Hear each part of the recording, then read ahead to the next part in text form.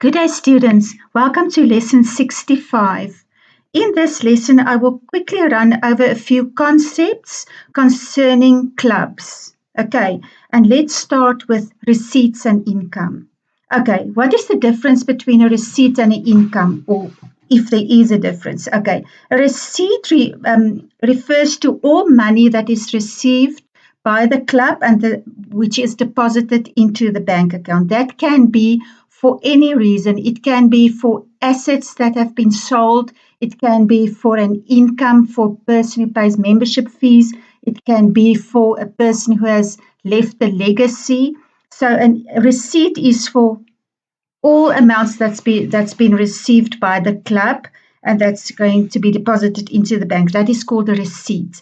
On the other side, an income. An income is what we call the earnings of a club. Now you know what an income is in regarding to a trade business or a trading concern.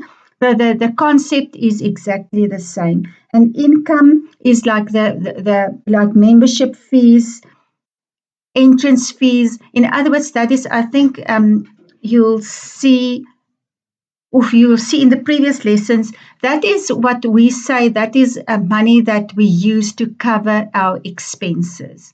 So a typical example of an income will be membership fees. I think that is the most prominent and most important income for a club. All right. Expenses and payments. Exactly the same principle. A payment is like any payment that we make, no matter for what it is.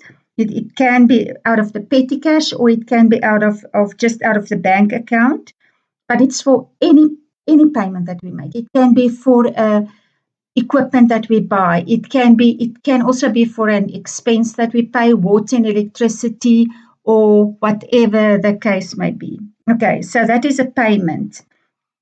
It refers to all payments made from the bank account as well as from the petty cash. All right. And then expense, the term expense is used for all expenses that the club incurred during a specific financial period. Okay.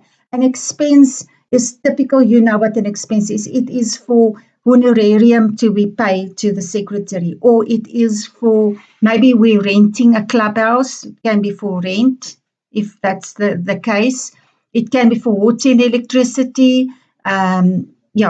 Refreshments that we buy, you know what an expense is. So that is an expense. Okay. Now we get to the term that is also unique to clubs, or not unique to clubs, but we didn't have it in the trading business, is where we use the term capital expenses and capital income. And okay, let's first do the difference between a capital expense and a current expense. Okay. A current expense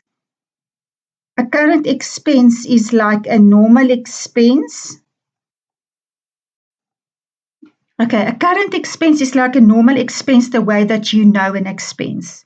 Okay, and then in clubs, we sometimes make use of the term capital expenses. That is, a capital expense is when you buy like an asset. All right. Remember, we also had in the past, we had the example where it says that money received, let's say from a legacy, and a part of that money has to be capitalized, and then it also says specify that we must buy equipment from that asset. Okay, now if we buy equipment in terms of non-profit organizations or in terms of clubs, we can also refer to that as a capital expense. Remember, capitalized, capital expense is when we buy assets. Yeah, when we buy assets, we say we bought assets, we can say we paid for a capital expense. Now that is a bit, as I said, it's different from a trading concern where we use expenses just for like the way that you know expenses, like for water and electricity, salaries, all those types of expenses. Okay, in clubs, we also get capital income, the difference between capital income and current income. Current income is the normal income the way that you know it. In this case, it will be for membership fees, it will be entrance fees, donations, etc. But then a capital income is that term is used when, let's say, assets have been sold. Like this, so the opposite of capital expense, we get in capital income. So it's money that we received from when an asset has been sold. Okay.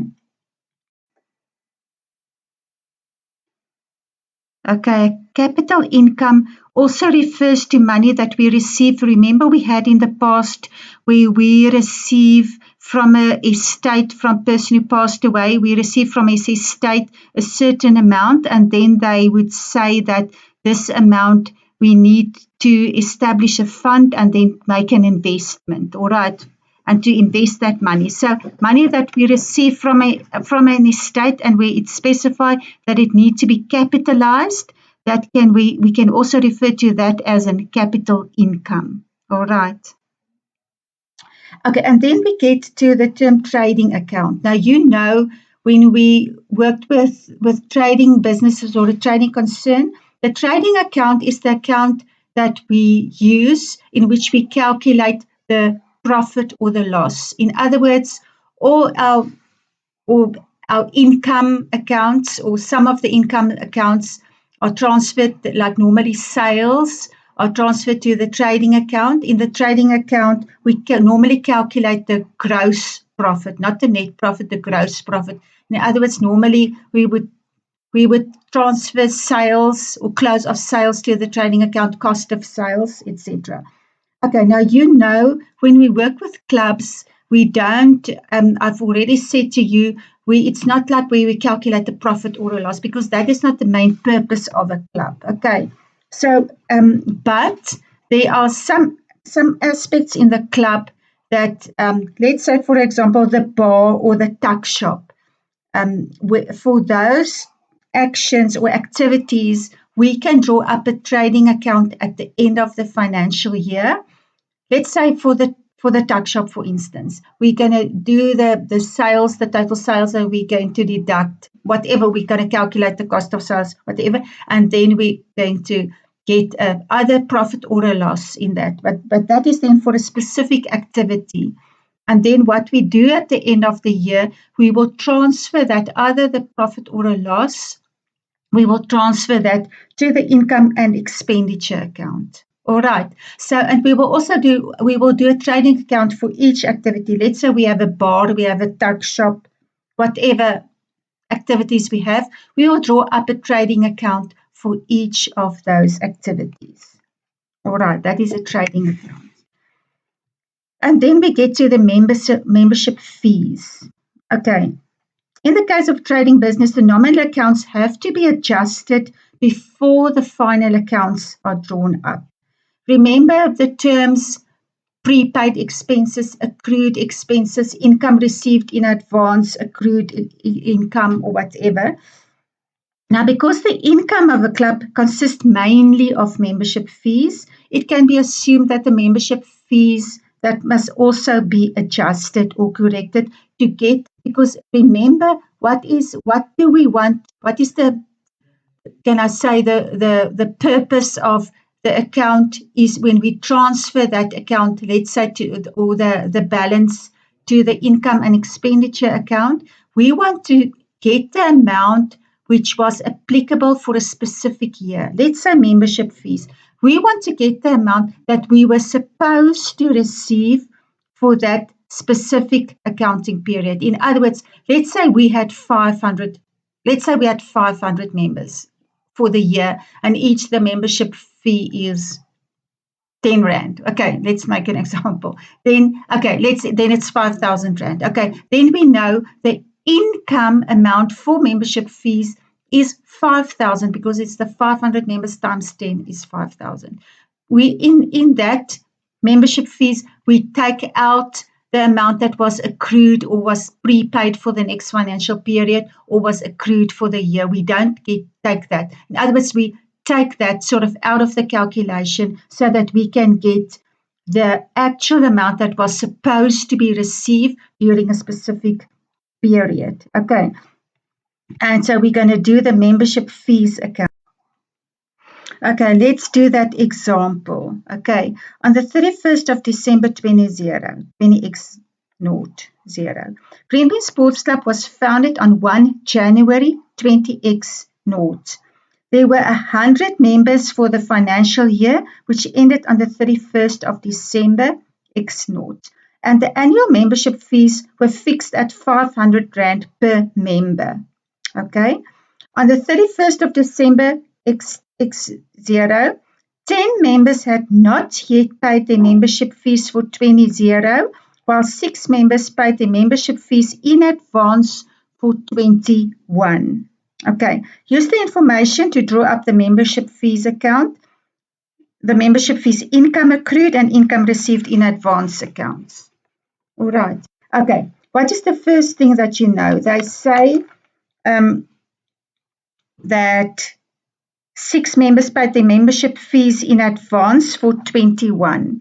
Okay, so you know at the end of the year, we will credit income received in advance and we will debit membership fees. That is exactly the same principle as the adjustments that we've made for the trading in the trading business. Okay, so income received in advance will be credited with 3,000 and membership fees account will be debited with 3,000. Okay. The other thing that they said was 10 members had not yet paid their membership fees for 20. So that was income accrued.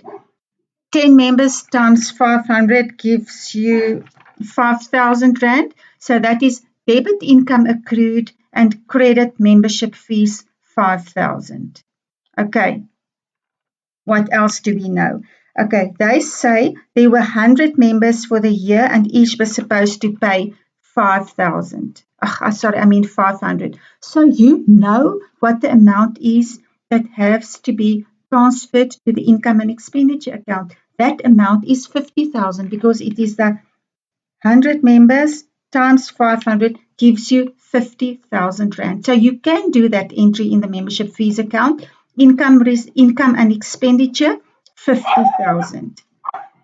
Okay, and then the remaining amount was what was the actual amount that was received during the year in the bank. That what can now be for the law for the next year, whatever.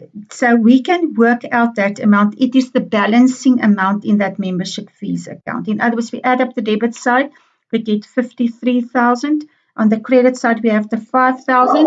So the difference is the amount that we have received in the bank, and that is 48,000. Okay, so that is the membership fees account for that accounting year that ends on the 30th of December X0.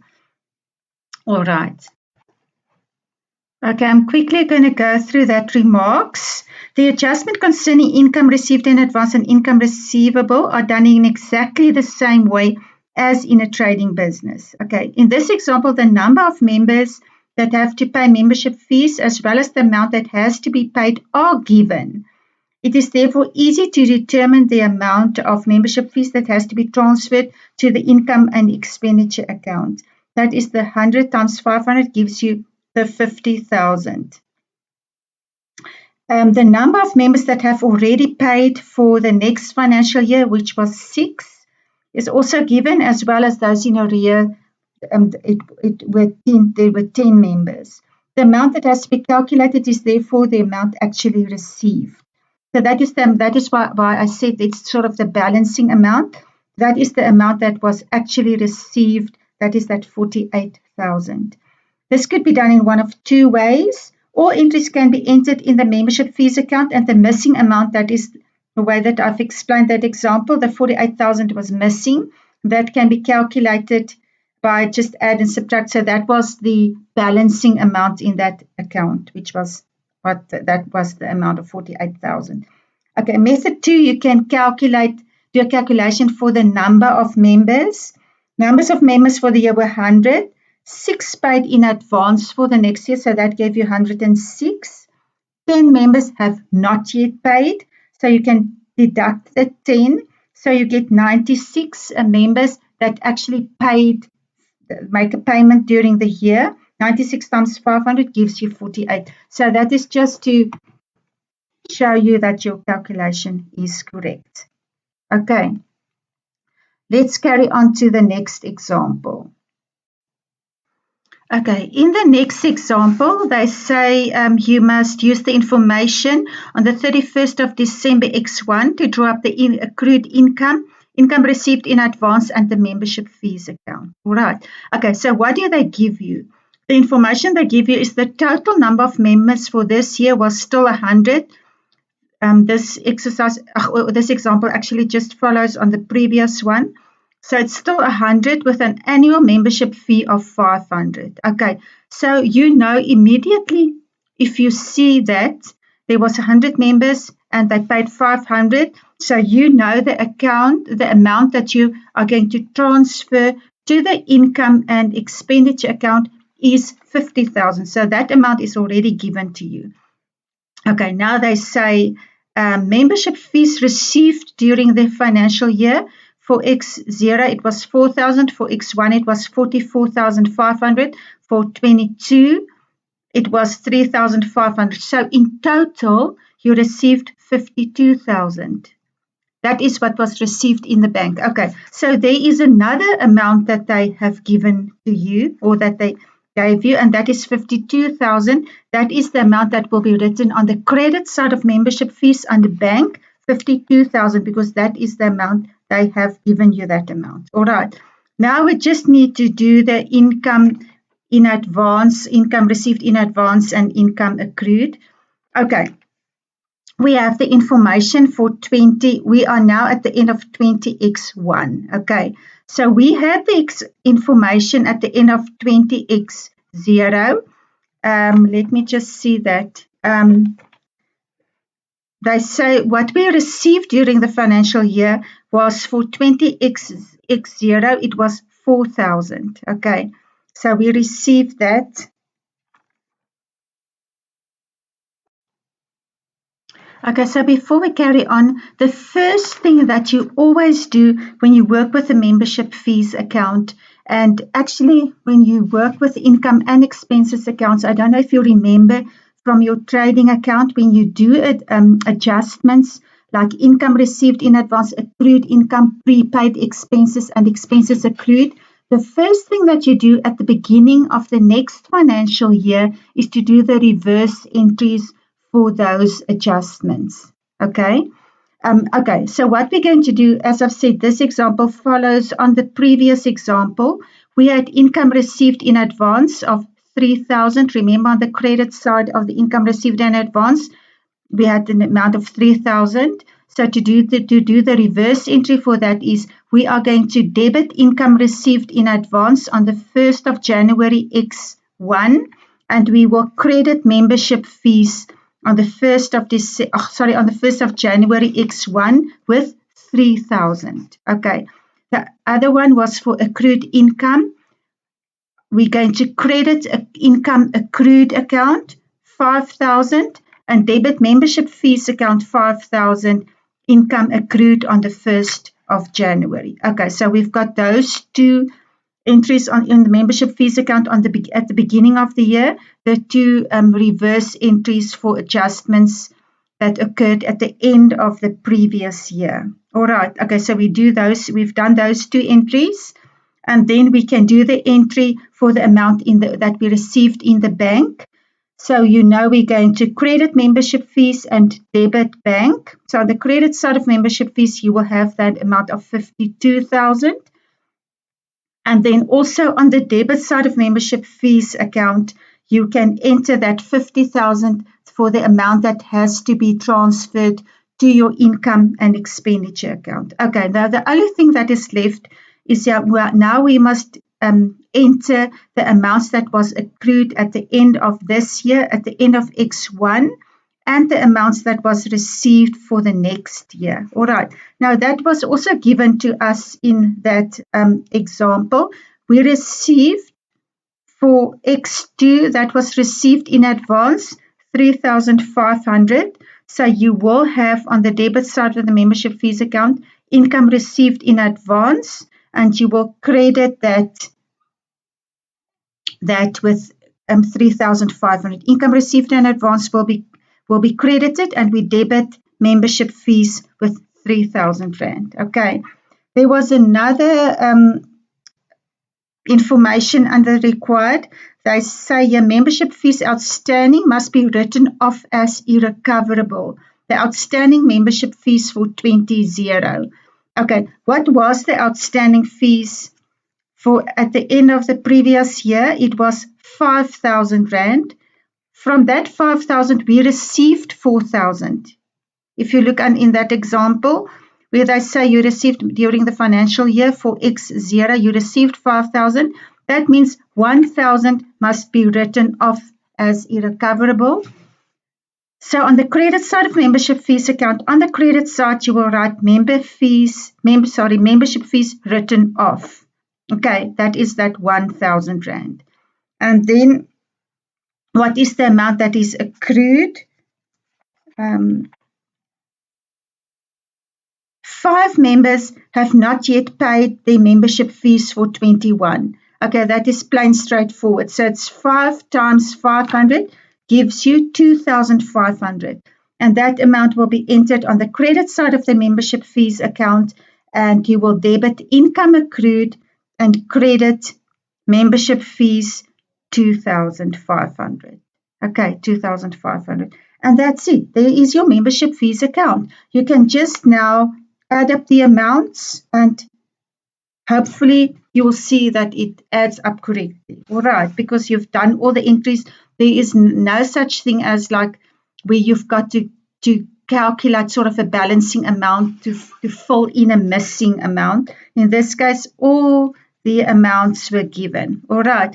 So if you add up the debit side and if you add up the credit side on both sides, you get a total of 58,500.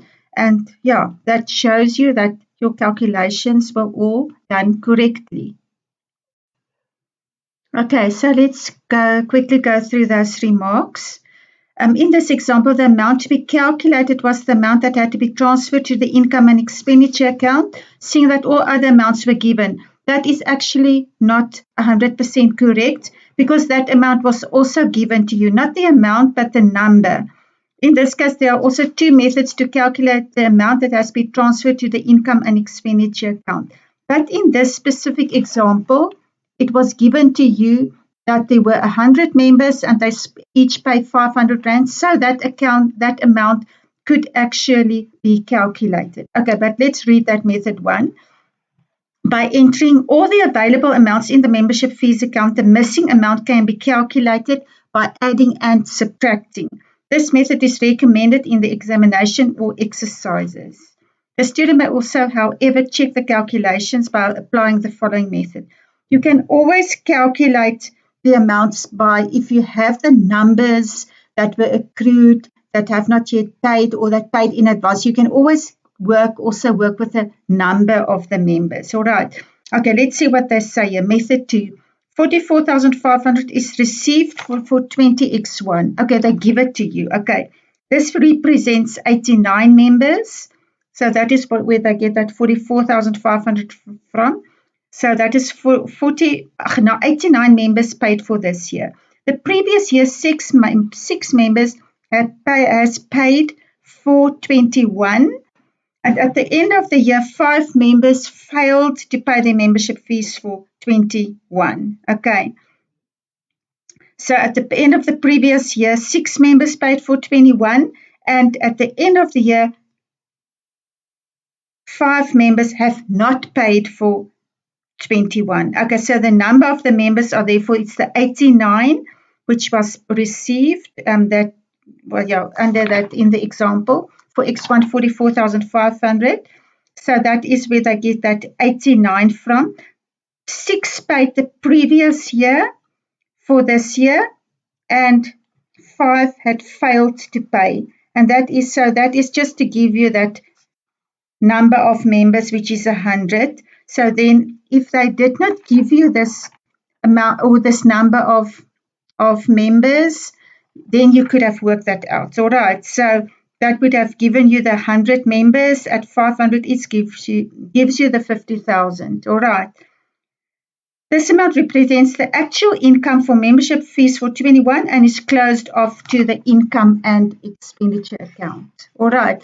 So in the exam or in other exercises, most of the times they won't give you all the information like they did in this example. So in most cases, you will have to calculate something. You will either have to calculate what was the number of members, in other words, how much must be transferred to the income and expenditure account, or you will probably have to work out what was the amount that you received in the bank, which was, it could be for the previous year, it could be for the next year, it could be for this year.